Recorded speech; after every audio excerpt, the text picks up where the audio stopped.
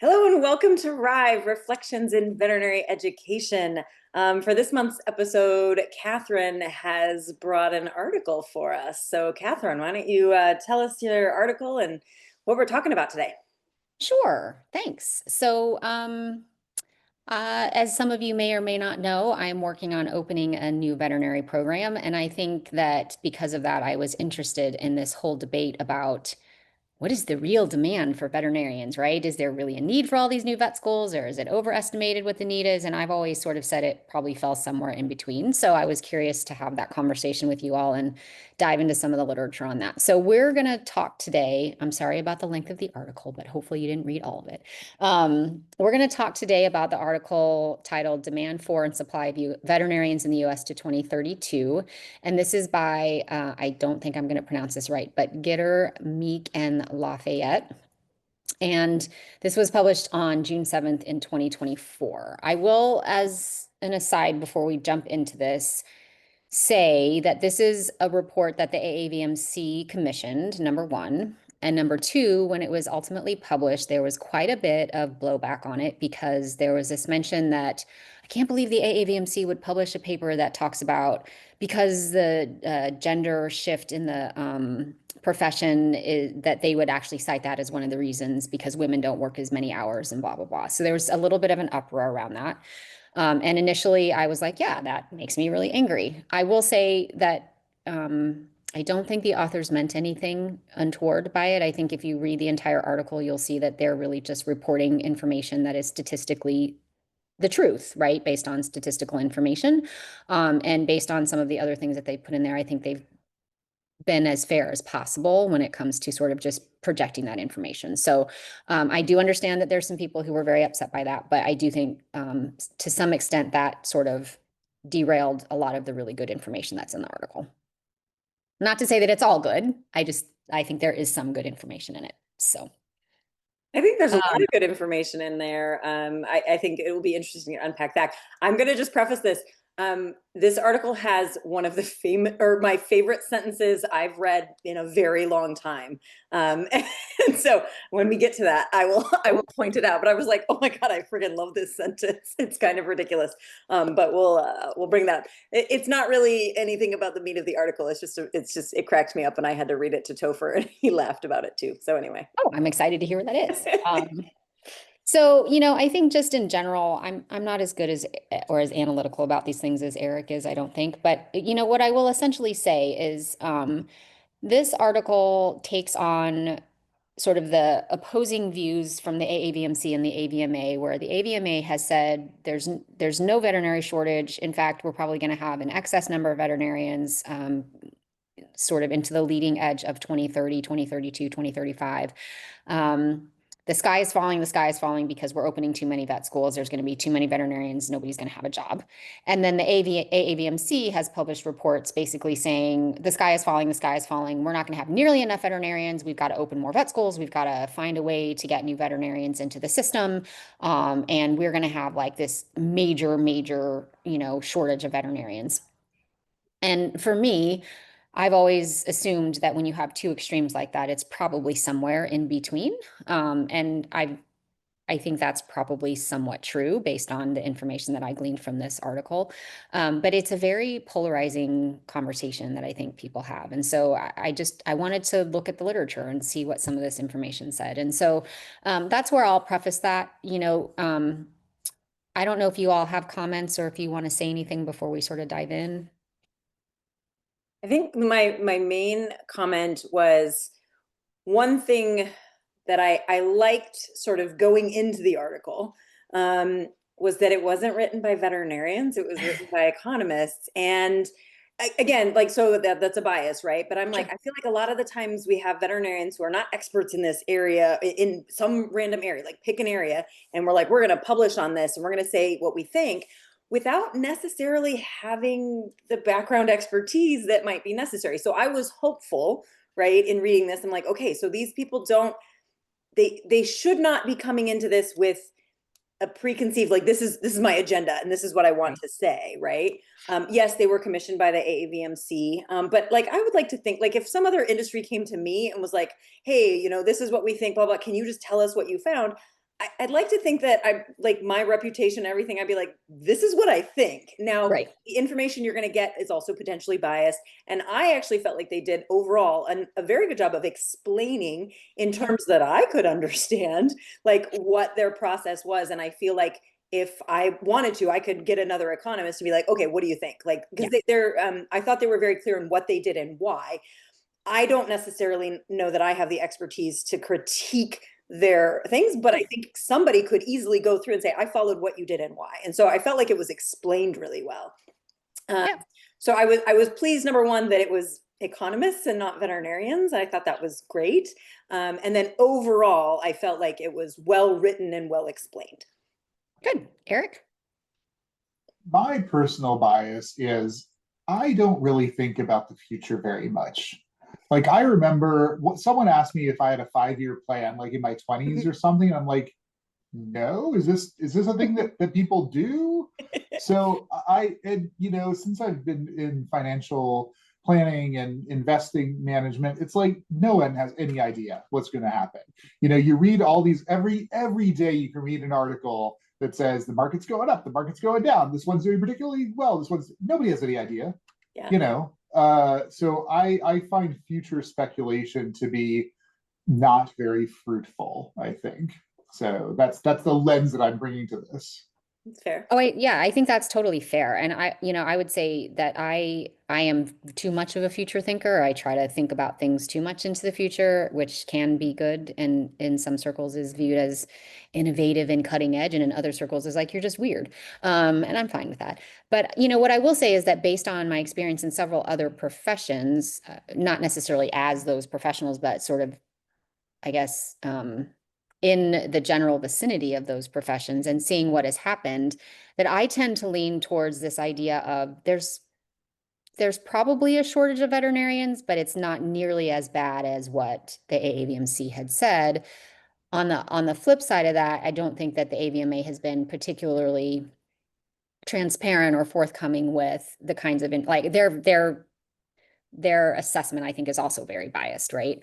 And I say that based on having watched the profession of law go through similar machinations, the profession of nursing go through similar machinations, and the profession of the military go through similar machinations. And so you always sort of see this ebb and flow, right? And it never seems like they match up in terms of the supply and demand. And so that, that's another thing that's interesting to me, which really only speaks to what Eric just said, which is, I mean, it's all a shot in the dark, right? Like nobody really knows. Yeah. Yeah. Well, because I can remember very distinctly in 2007 to 2009, I was just starting my residency, and there was this whole like panic that, oh my gosh, we're training too many residents, like you're not going to have a job when you're done. And I have not felt that for one moment Right. all of the time since, right? It's been very much the opposite. And so one thing that I did appreciate, and maybe, depending on how you want to go through the article, because there's a lot of stuff here, but they did also tie in but there's a lot of wishy-washy stuff. And I think they actually, at the very end of the article, really said a lot of what Eric said is like, but also we don't know. Like this is complete speculation, and this could happen, this could happen, this could happen. And then all this gets thrown out. So like, we're just guessing. I like, that's kind of how I read like the last, like the closure of the article anyway. So I think there was like, take this with a giant heaping spoonful of salt. But I also think they addressed some of the human components of this, which I appreciated, because speaking from the emergency field, and especially the impacts the pandemic had on that field, like, I don't care what you think your numbers are. This is how people are feeling right now. And if this continues, we are going to continue to have a problem. The end. And I think that's where, from my perspective, and a lot of people I work with, the AVMA's response to kind of the question at times felt very dismissive of how people were feeling. Numbers don't ever help anybody's feelings like that. I've definitely learned that over my career. You can quote the numbers all you want, but it doesn't matter. This is how I'm feeling. And so I think there's a way to look at things more objectively and try to gather data without being dismissive. And even though, this article basically came out and said, yes, we probably are going to have a shortage, they also tried to address, I thought, that human component, which I thought was appreciated. Yeah, I agree. So I guess we can just start by saying that I don't know what the impetus was. I mean, they essentially said the AAVMC reached out to us. We wanted you to do an analysis of this information. And they started off with a pretty sort of significant introduction, basically analyzing the AAVMC published information as well as the AVMA's published information, both of which were, I think the AAVMC was published quite a bit ago and then was, or what, 2023, 2021 and 2023. 2023. So a few years ago. And then the AVMA had a response to those two publications in 2023. Yeah. And I thought they did a pretty nice job of analyzing and parsing out sort of like, here is what the AVMA did in their analysis. This is the flaws that we see in that. Here are some of the things that could potentially be accurate. And then they started with AAVMCs and then did the same thing with AVMA. And I think they did a really nice job of balancing that out. The uproar came about because of this particular sentence, which was female veterinarians average 4.6 fewer hours than men, partly because a greater share of women work part-time. And while I understand a little bit of the outrage that was associated with that, again, I do think they were just reporting what was found in the numbers that they had, right? They were like, it was 14% of female veterinarians are working part-time, 10%. So they're like, the hours difference is probably because of that. Like I read that as not that women work fewer hours. Like if you're working full-time, you're not working fewer hours. But a greater proportion of women are choosing to work part-time. Therefore, the average hours are going to be brought down by that. That's how I read it. Right. Yeah. I don't think it was meant in any way to insinuate that women worked less hard or were, less able or anything. I did not get that sense from that. And especially because they go on to talk about, generational differences and burnout and things like that. So I think moving past that's probably a good thing. And hopefully the rest of that doesn't get lost. I really like sort of this summary statement just before the beginning or the true part of the introduction, where they basically said, the supply shortfall can be addressed by reducing veterinarian turnover, improving efficiency, increasing the supply of graduates, which seems to me kind of like common sense, but I guess maybe really isn't.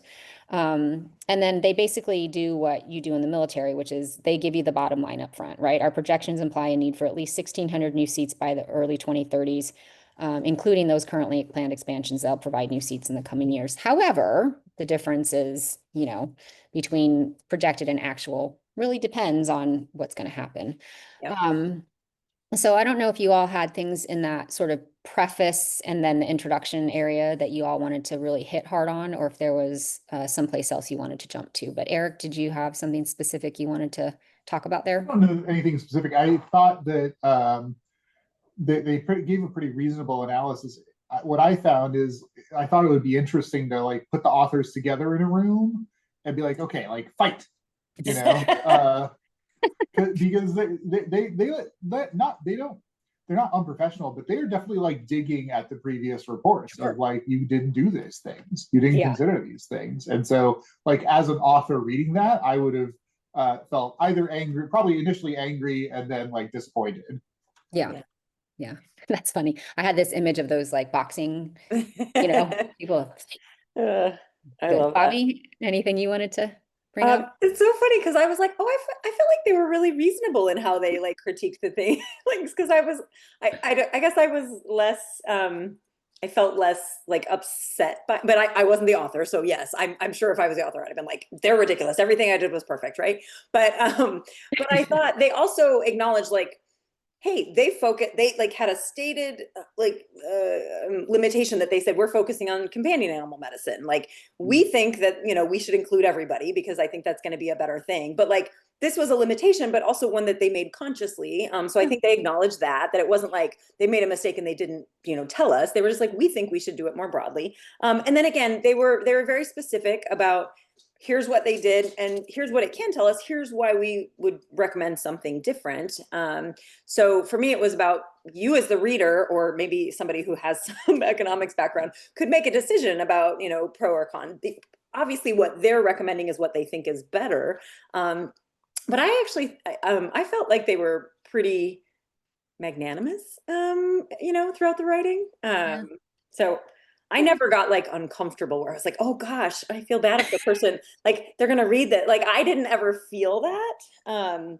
But I don't know. Yeah, that was just me. So, and I didn't picture everybody getting in a room to fight about it. I didn't either. Yeah, I was with but you, now I Bobby. am. Yeah. Yeah, I think it's more fun what Eric said for sure. Yes.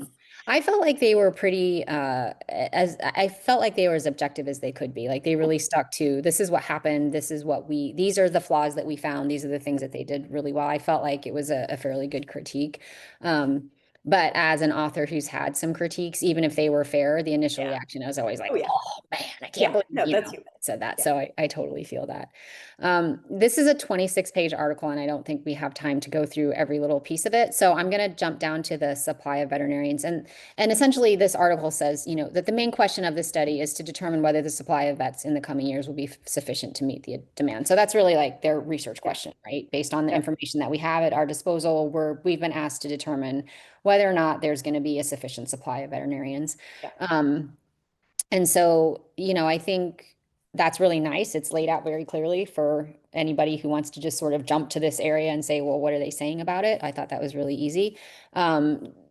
They, like I said, I think they did a nice job of, like one objection to the AVMA 2023 projection is that sometimes they double counted or they, made it additive instead of, talking about these other things. And they did that on both sides. It was interesting that they had personal communications with the then CEO of the AAVMC, but didn't have similar communications with the CEO or the counterpart of the CEO of the AAVMC with the AVMA. So I don't know how you all felt about that or what you're. Yeah, I didn't have a problem with the personal communications, but I agree. I was disappointed that it was all the same person. Yeah. Right? I was like, oh, well, I would have like exactly like you said, Catherine, not necessarily like I need to talk to one person from here, but like just, like could you reach out to different people? Because really that's all it is. It's like this is what one person thinks, or what one person gave us this information. So I would have liked a little more triangulating, I guess. Eric's Yeah, nodding. I think when you mentioned the double counting thing, that did also strike me, and something that I think I was missing, unless it comes up later and I missed it, is that the historical growth rate is that slope changing, Sure. right? So Yeah. I don't think that I spotted that anywhere. I feel like I don't remember them specifically addressing that. No, it was kind of like this is what is projected, and we're just going to use that number. Yeah. But like has that been changing? Is it because I think they were probably, at least the impression I got, I don't know, I'm projecting a lot onto these people, but just they were like, we're not going to worry that much about those things because we can't know anyway. So we're just going to pick a number based on this is what this organization says. The Bureau of Labor Statistics or whatever they referenced a lot. And I was like, all right, seems fair. Yeah, for sure. I also thought that their point about attrition was interesting, and especially, and I didn't see this analysis in there, was comparing attrition rates for new programs versus more mature programs. Mm-hmm. Is there a difference? I don't know. My personal experience is that there is a difference. And if that's not modeled, then that's a deficit. Yeah. I wonder if that attrition in new programs is really such a small hit for the first year or two in new programs that it maybe doesn't affect it statistically, but it certainly, I was actually a little bit surprised by those rates. They seemed quite low to me, although, I mean, that's good, right? It's not a bad thing. Yeah, anyway, I thought it was interesting that they included that. It was important that they included that because that is, it's 2.6%, pretty much stable. I mean, if you're talking about 4,000 seats and 2.6% attrition, that's, that's a reasonable number that you have to, I mean, not a lot, but it's something that you have to take into account for sure. Yeah. Let's see.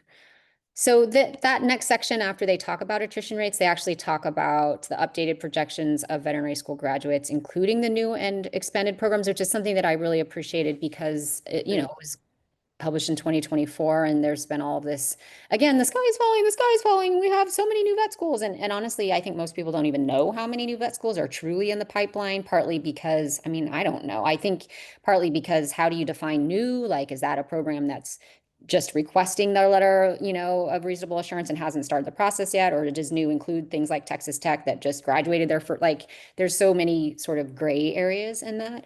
And even now in 2025, a year and a half after this was published, this is not completely accurate because some of these programs are withdrawing. There are new programs on the market, but I think it's probably close enough, right? So, and I think they did a nice job of breaking it down and yeah. say, this is what is projected right now. This school is Yep. saying this is where they are. They're planning for this.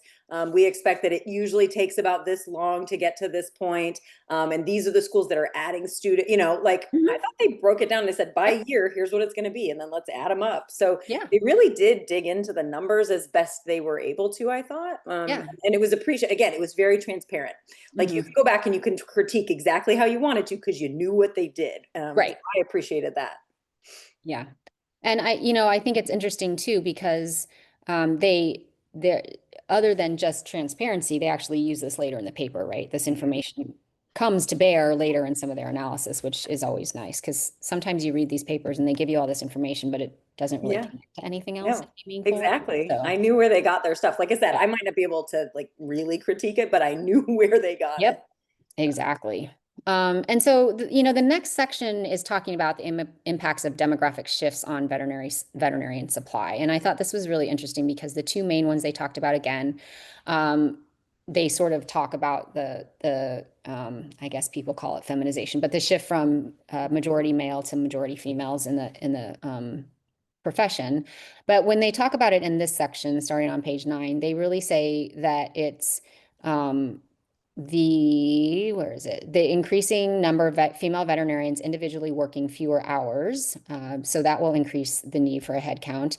And this was a little interesting because the census was from 2016 and 2017 that they relied on, which I feel like is pretty old data, but maybe they didn't have newer data to look at but then they did have data from like the pandemic. I don't know. That part was a little bit shady for me. It seemed a little bit strange. But then they also talk about the generational shifts in the veterinary population. And again, I think they do a nice job of saying, listen, this is a generalization, right? We can't say that just because you're a millennial, you aren't going to work as, much or whatever. But in general, the profiles of these generations are this, and this could potentially decrease the number of headcount available. And this really resonated with me in a lot of ways because as working as a mentor, in my previous job, there was not all of them, but there was a significant number of those new graduates who were very insistent that they were not going to work more than 3 days a week, that they needed that work-life balance, and this was the only way they were going to do it, but they still wanted full-time benefits. And not all of them were female, but a good majority of them were female.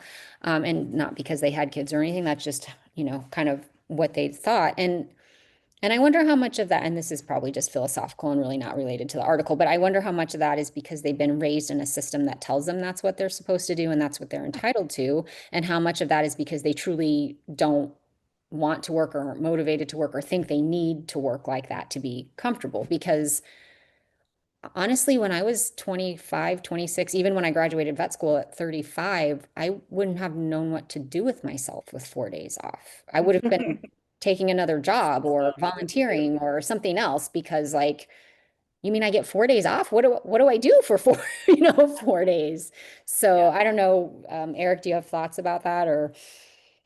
Yeah, I mean, I feel the same way. I remember when I started on faculty and I was like, I have weekends off. I'm so confused. I'm going to go work ER shifts in Atlanta, um, so it is interesting to kind of consider, is it the sense of privilege versus, them actually prioritizing work-life balance?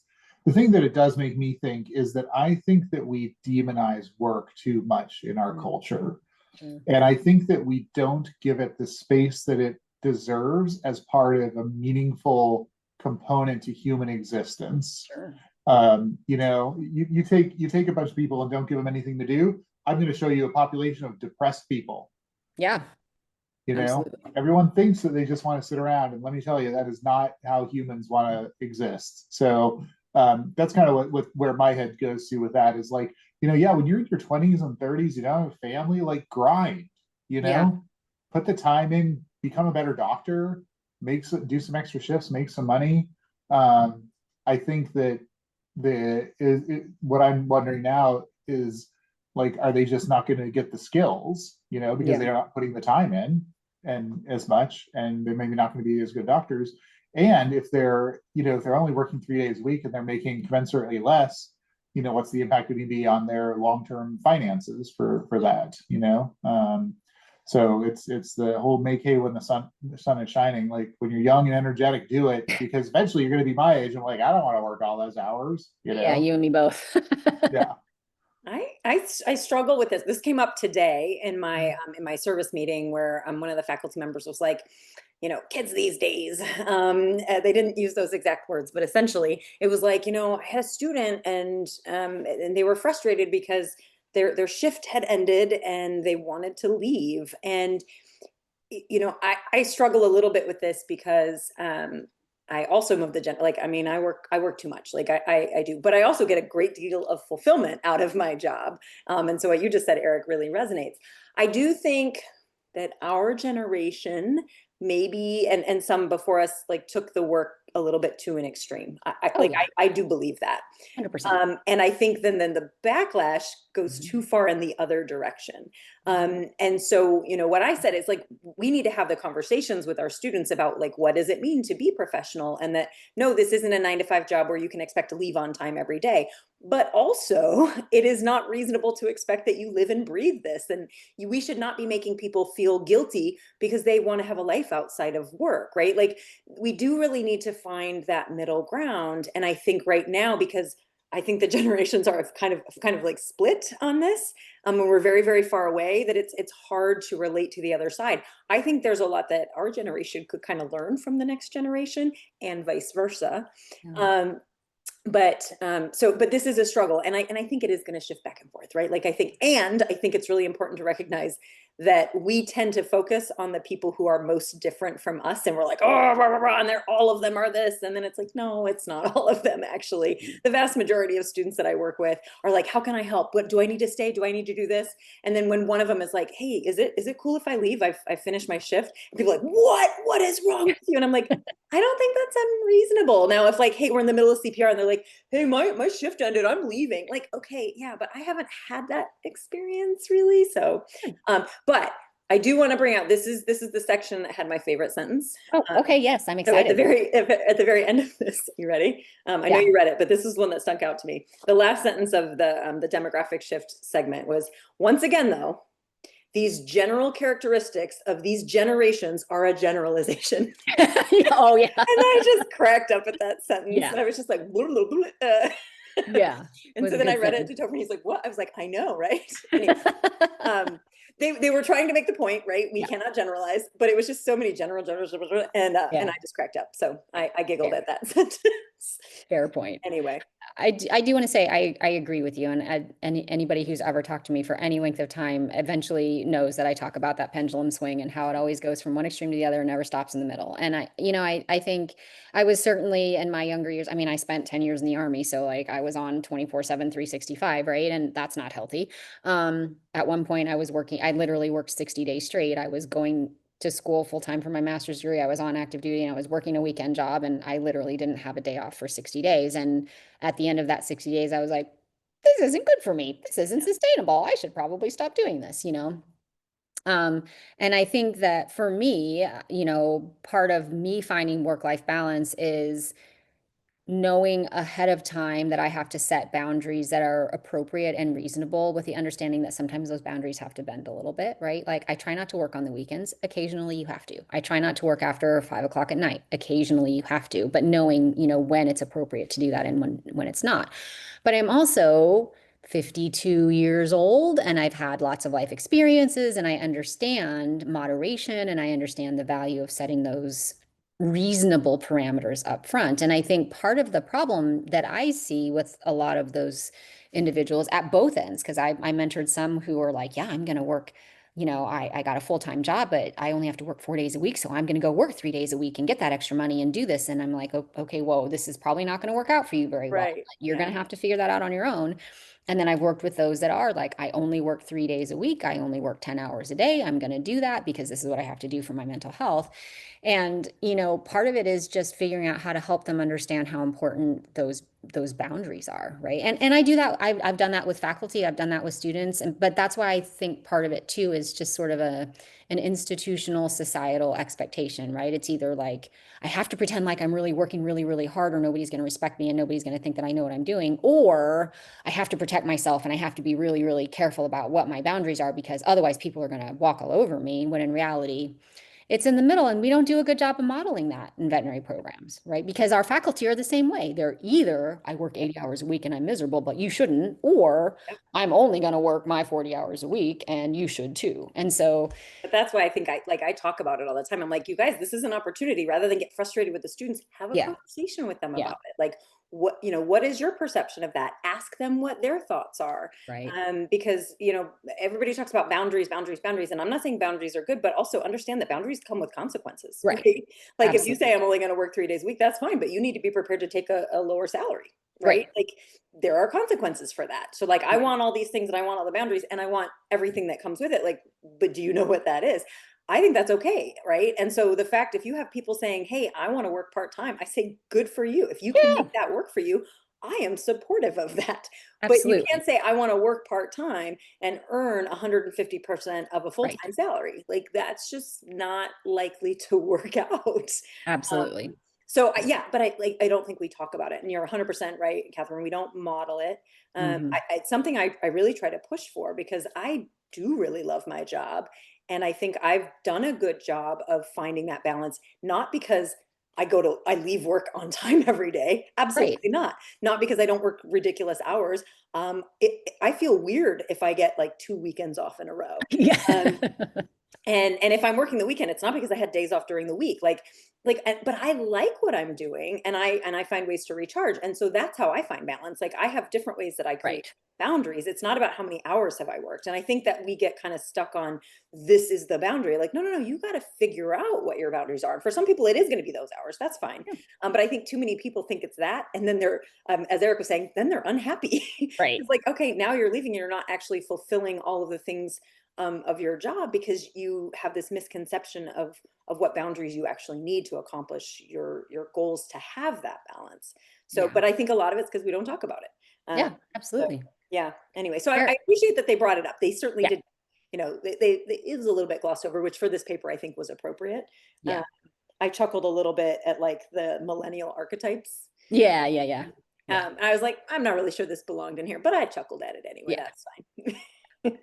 Eric, I'm curious about your thoughts on this because you're now in a different country, and yes, it's, still an industrialized nation and things like that, but I'm curious I mean, you've only been there a little bit, but what your Yeah. experience has been No, it's there. interesting. I wasn't going to bring it up because it is a slight detour, but it becomes extremely obvious how US centric a lot of these concepts are. Mhm. Because yeah, and even in my research and coming here, the message that I got was basically if you continue to work like an American, you're just going to soar, you know, Mhm. because yeah, so there is unlimited leave time, sick leave time, so you can just be sick. Maternity leave is a year. Wow. They get 12 months off for maternity leave.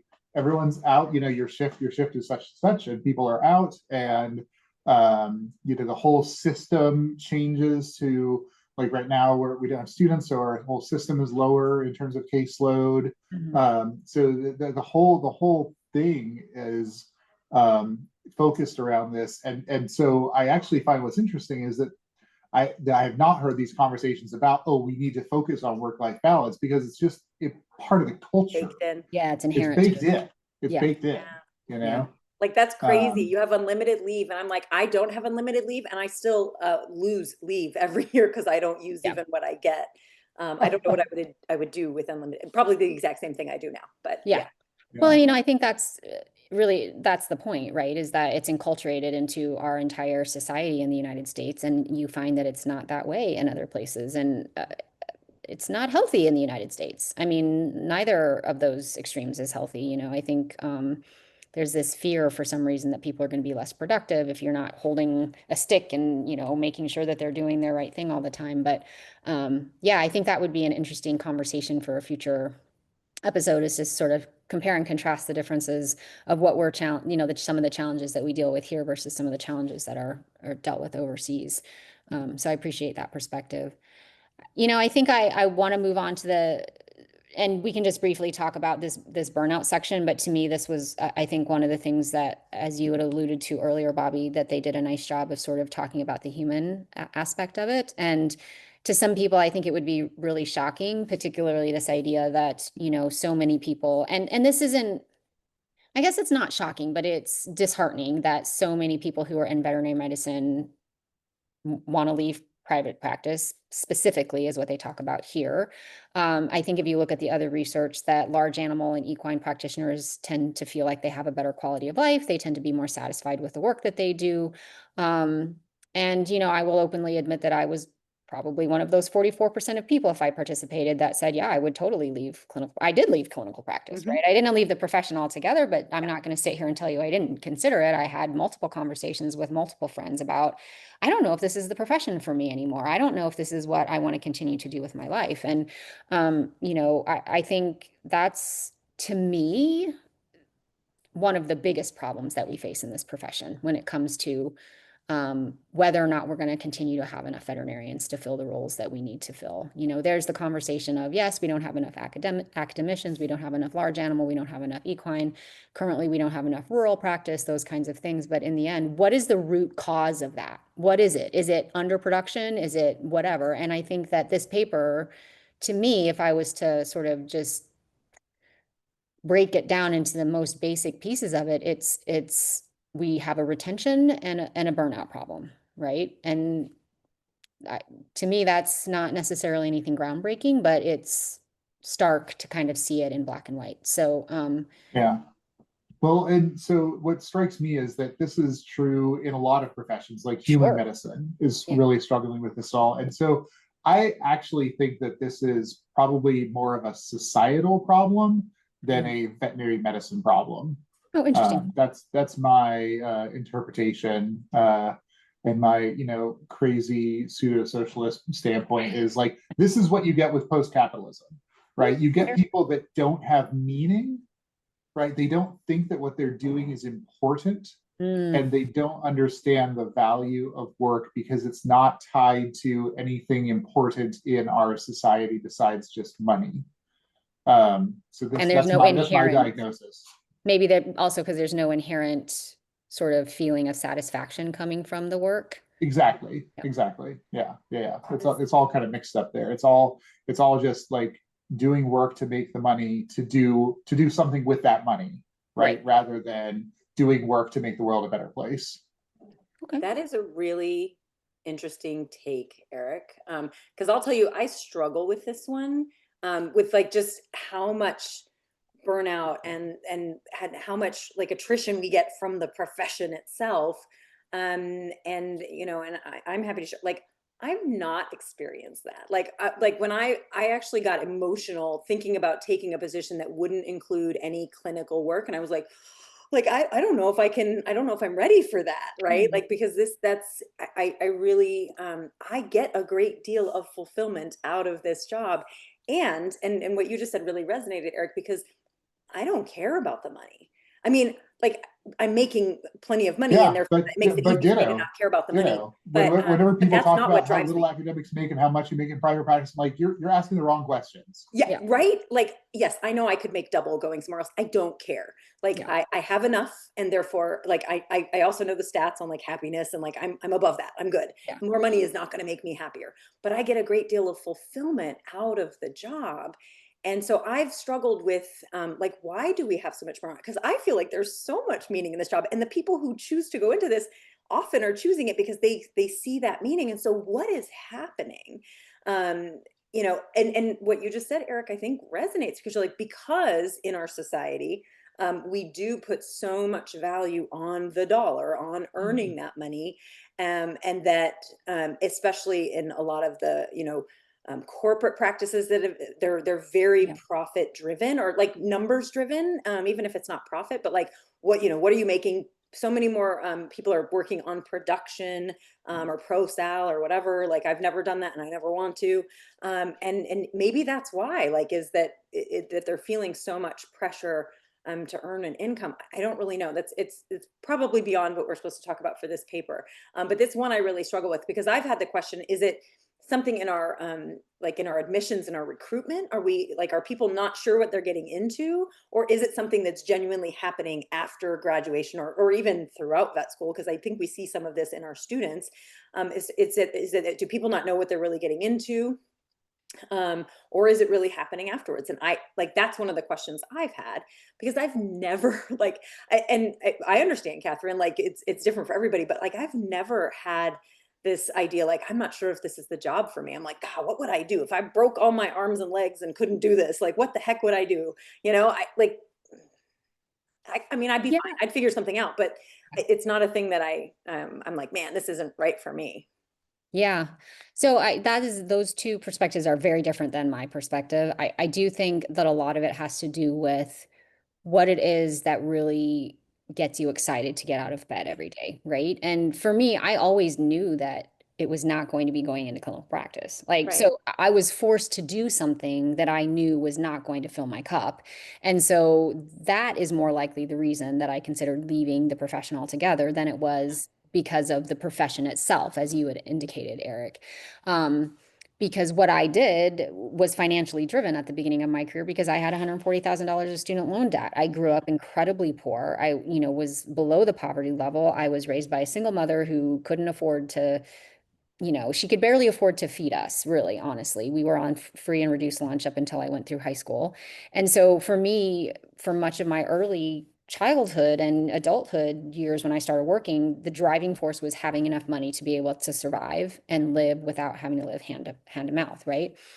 And then I had a career and I sort of built up some financial savvy and had a little bit of money. And when I went to vet school, then again, I was back in that position where I had now $140,000 of student loan debt. And the only way I was going to repay that was to go do something that I knew I was going to be unhappy doing.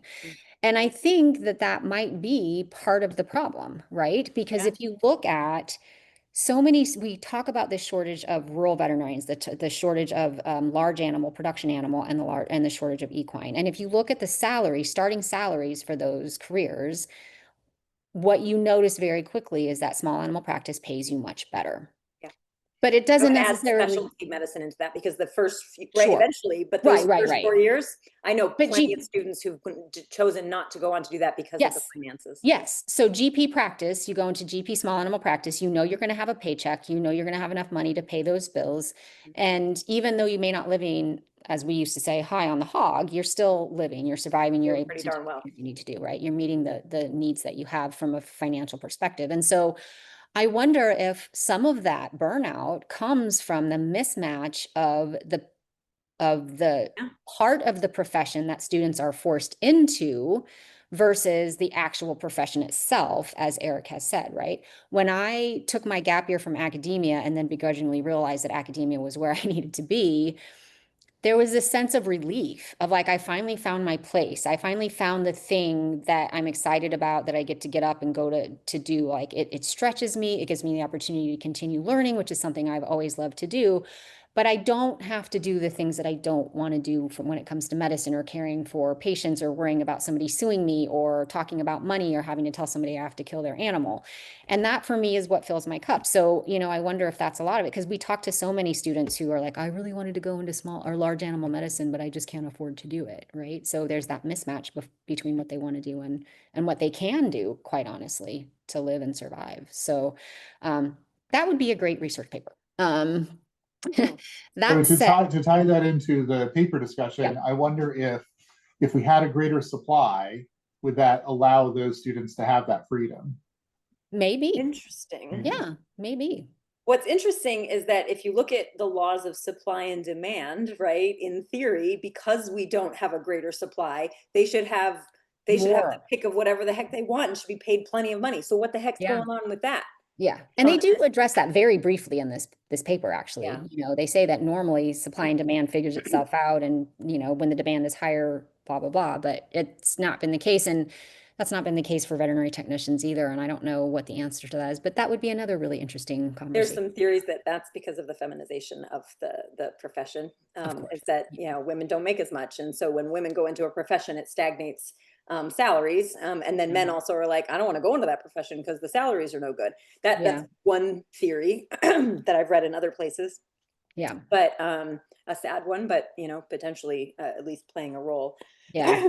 But I think this was also one of the arguments, I think, from the AVMA saying, hey, we don't want to flood the market with too many veterinarians, because then that in theory would, you know, stagnate salaries. I guess my frustration with that is like, but then why are salaries not like crazy through the roof? Now we are seeing some of that in years, I certainly, but only in certain sectors, right? That's in companion animal medicine. That is not necessarily true everywhere else, even though the supply isn't great.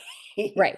And also, how do you know that, AVMA? Like, how do you know? Like, common sense tells you that, but economics doesn't always follow common sense, right? And so, yeah, it clearly isn't fully right now. Yeah, so that's a whole nother conversation. They did spend quite a bit of time talking about the impacts of the pandemic, and to be honest with you, I don't know that I want to really talk as much about that, because we've been talking about the pandemic for a long time, and I think we all understand that it was a lot of bad and a little bit of good. So, I think the next section, let me see, I may have scrolled too quickly while Then they moved to talk about demand. Yes, demand. Demand. And so ultimately, this is the part where they sort of bring in statistics from the BLS and one other place, I think, and they talk about the method that the BLS handbook uses. And essentially what it comes down to is the BLS's projections are pretty spot on for about 77% of the time. Specifically for veterinary medicine, there was 1 year where they overprojected the growth, but most years they significantly underprojected the growth. And the BLS has indicated that the veterinary profession for the opportunities for veterinarians specifically within the profession is going to increase at a significantly higher rate than the average profession in the United States, or average job in the United States. So, you know, I think all of this to say at the end of the article, they say essentially what we talked about at the beginning, which is, yeah, there's likely to be a shortage. We probably need to figure out how to do that. But what I thought was interesting at the end is that they said it's not necessarily a shortage that can be or should be addressed by opening new veterinary programs, right? Because of the lag that's associated with that. Yeah. But perhaps we need to be looking at retention, figuring out how to address those mental health issues, and making sure that we increase diversity, specifically racial and ethnic diversity within the profession, because that increases the pool of people that are going to go out there and potentially could increase retention as well. And so I really actually appreciated that. I don't know what, Eric, what your thoughts were on that particular section, or if you have any insights into that, but I'm curious to know. Yeah, I was just kind of skimming over the numbers here. So, I mean, it's a question of like more numbers in versus less numbers out, right? I think that the solution in terms of producing vets is very simple, relatively speaking, right? Like, this is a college, like, throws money at the problem. They found a school, they find people, whatever, they staff it, etc. The solution to our society is melting down. Oh gosh, that's too big, you know. Yeah. So that's kind of what my take on it is. It's like, you know, between the options available to us for solving the problem, like the leaving people problem, if you know what my thought process is accurate, we can't do anything about that, but we can do something with, like, get more people into the pipeline. But ultimately, that's actually not going to solve the problem, right? Because if people are continually training out, then it's not going to actually help. So, yeah, I think we're screwed. Bobby. I thought their summary was like quite nuanced. Like you said, they were like, yes, we think there's going to be a shortfall, but we also don't think that just growing new vet schools is going to solve all the problems. And kind of like to your point, Eric, like that's not going to fix everything. But having said that, I also don't think like burying our heads in the sand and saying, no, there's not an issue. We're going to have too many people is necessarily the right way to go either.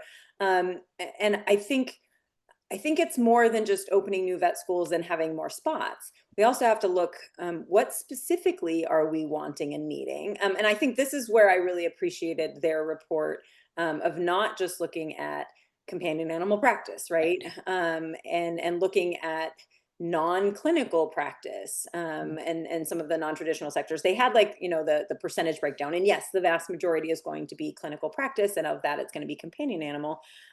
However, there's not insignificant numbers of people going into other things. And if companion animal practice becomes this area where people don't want to do it and it's burnout, then you're going to have an even bigger deficit. You're robbing Peter to pay Paul kind of thing.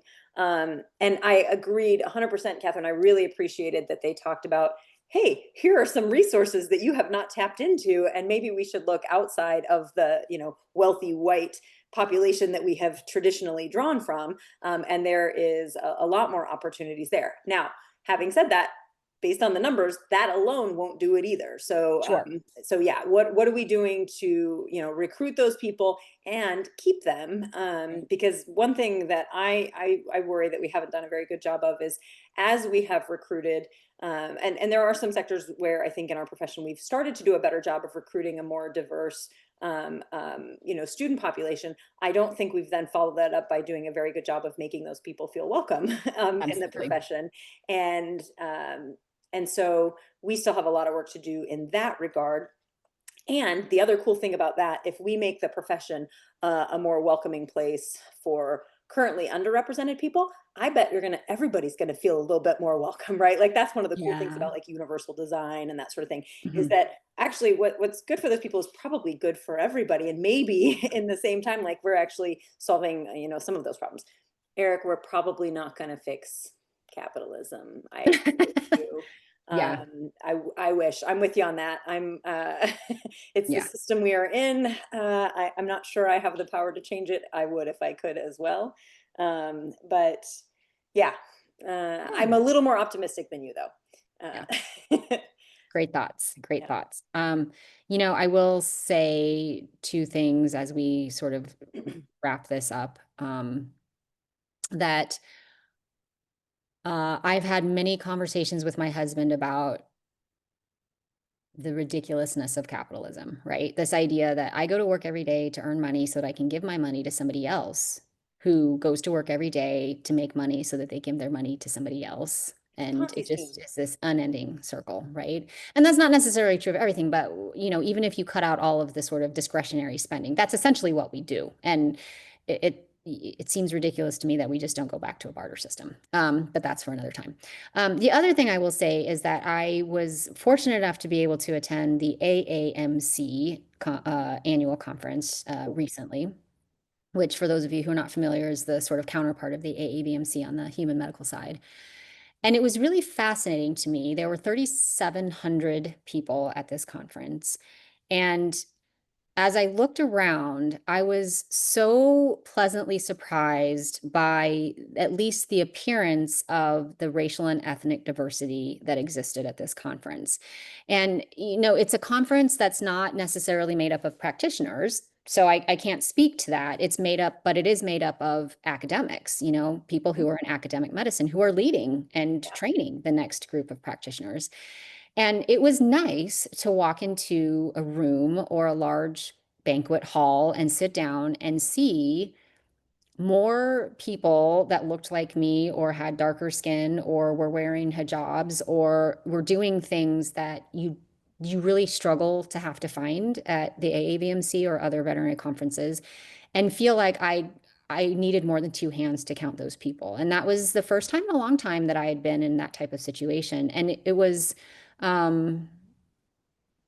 really nice sensation, I have to say, to not be sort of looking over my shoulder and wondering where my fellow Asian colleagues were, because I know most of them and I can count them on less than two hands, And I hope that someday we figure out how to get there with veterinary medicine, because our profession needs it, but those students also deserve those opportunities. There are lots of really, really good potential veterinarians out there that we just overlook for whatever reason or another, because of our own biases, as our own prejudices, because of our systems, whatever the case may be. I really hope we figure it out, because it was a really positive experience for me to be in a professional setting where I wasn't constantly having to like seek out people that looked like me.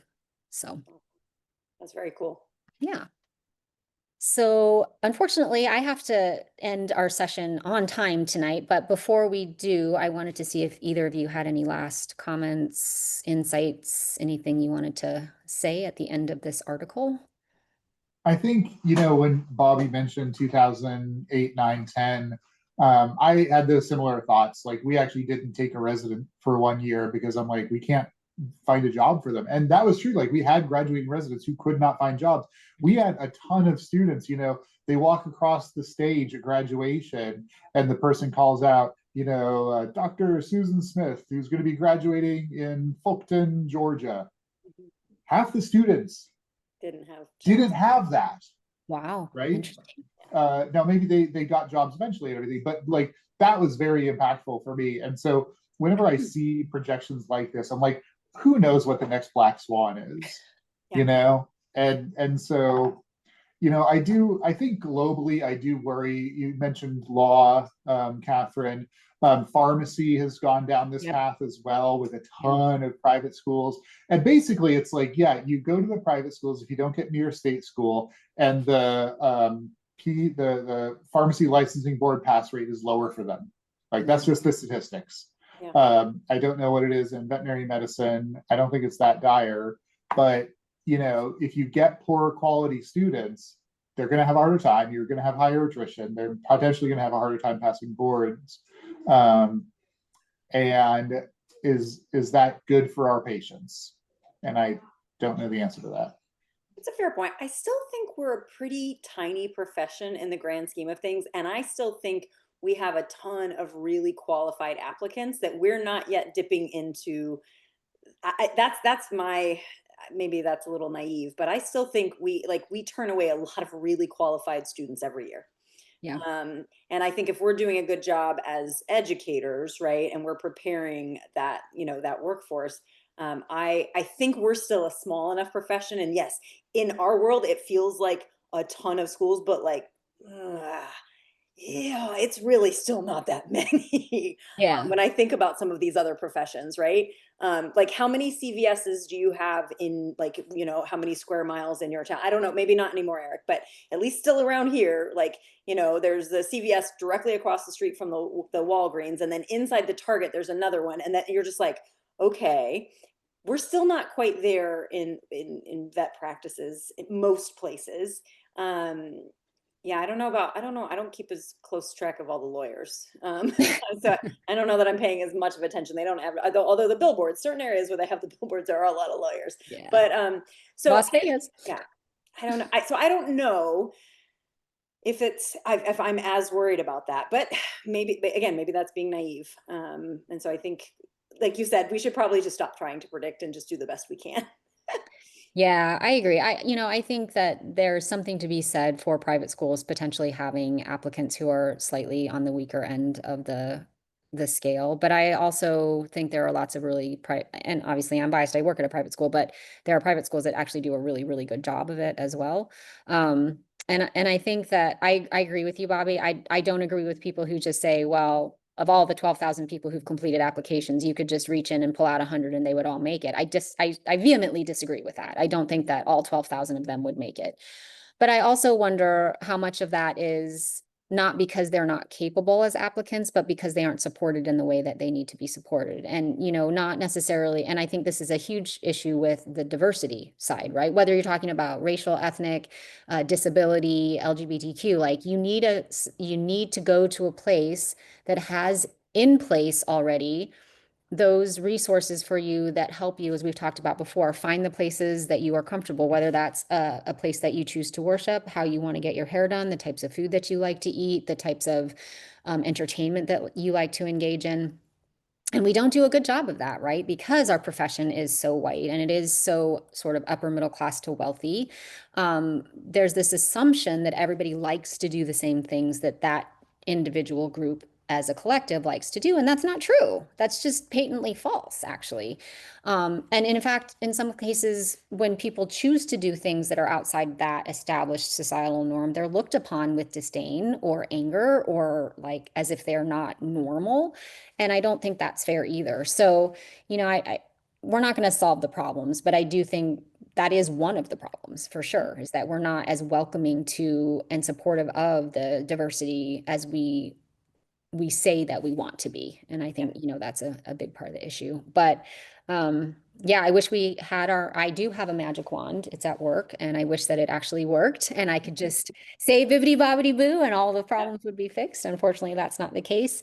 I do tend to kind of side with you, Eric, about capitalism potentially being the root of all evil. So I'm okay. I think it's money, right? Yeah, It's money, any of them. Money is Sure. the problem. Yeah. So, but thanks you guys for reading through this not super easy to read article, but I thought it was pretty interesting, and I still think there's a lot of really good information in it. So Agreed. No, I enjoyed it, and it was nice to read a paper written by economists about economic. You know what I mean? So I thought that was nice, and I felt like it was well written for, you know, people who aren't in my world, and I was like, cool, I can understand this. So good job on you there. No, it was a fun one. It was a good different perspective, so I appreciated it. Great. Thanks, guys.